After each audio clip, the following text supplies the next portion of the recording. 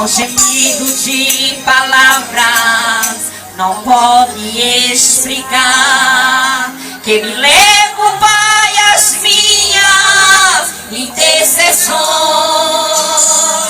Quando dobro os meus joelhos em meio à tribulação, Ele ouve o gemido do meu coração.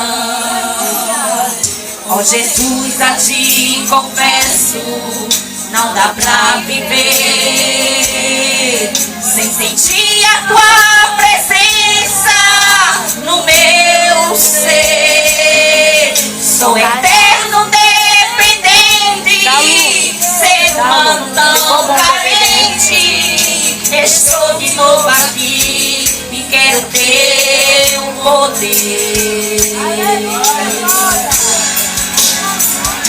Ainda que pra te servir, Jesus, eu tenho a que chorar. Te servirei porque comigo estará.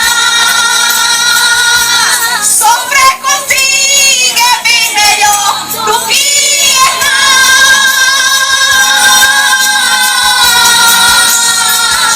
Perdoa-me, porque às vezes não consigo nem falar.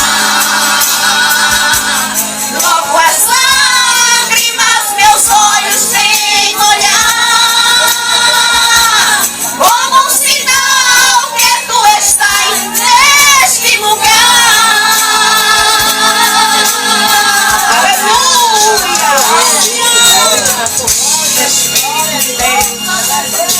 Aleluia! Aleluia! A honra e a glória é sua, Deus.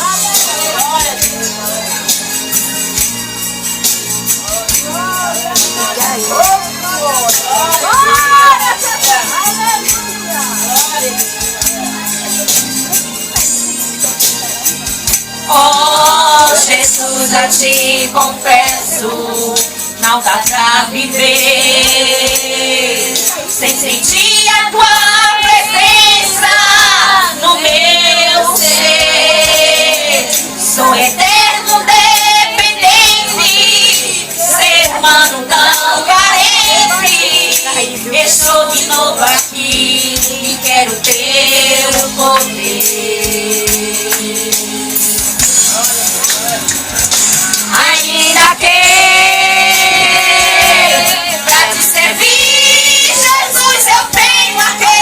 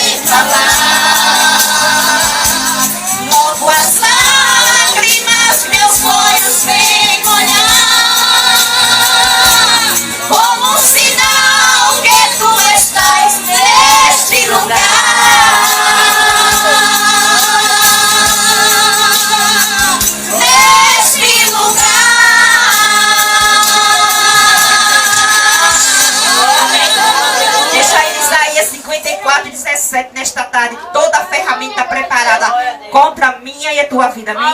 E assim já agradeço a minha rica oportunidade, abençoe.